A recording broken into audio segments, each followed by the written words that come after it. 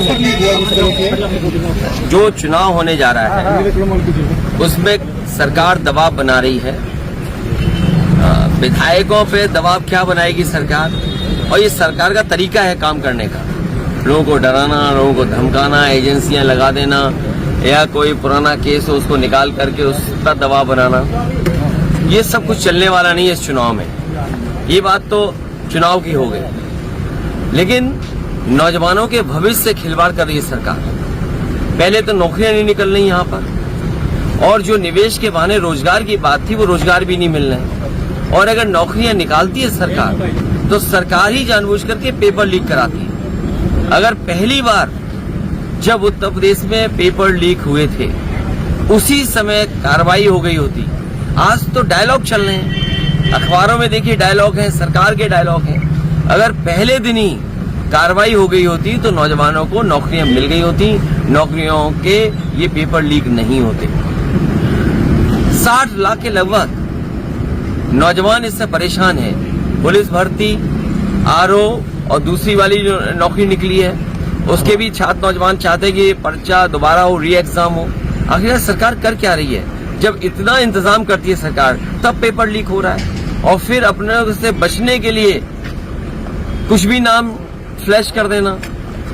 छापने वाला कौन है? छापने वाले से लेकर के लाने वाला कौन है? किसकी सिक्योरिटी के अंदर पेपर्स लाए जाते हैं? एक प्रोसीजर, लेट डाउन प्रोसीजर है।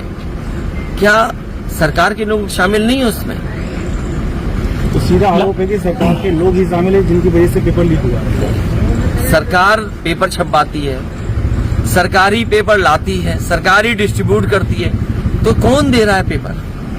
ये तो सवाल आपको सरकार से पूछना चाहिए। तो इसके पीछे मंशा क्या होगी सरकार की? सरकार की नीयत ये है कि नौकरी नहीं देनी पड़े उन्हें। नौकरी देनी पड़ेगी तो उसके लिए उन्हें बजट देना पड़ेगा, बजट है नहीं तो नौकरियां निकालते हैं, और नौकरियों के बहाने जो पैसा इकट्ठा करते हैं वो भी सरकार इस्तेमाल कर रही है।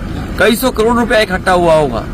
तो छात्र नौजवान जो गरीब है वो जमीन बेच करके या अपना किराए पर लेकर के, उधार लेकर के पैसा तब नौकरी के लिए आया है, फॉर्म भरा उसने।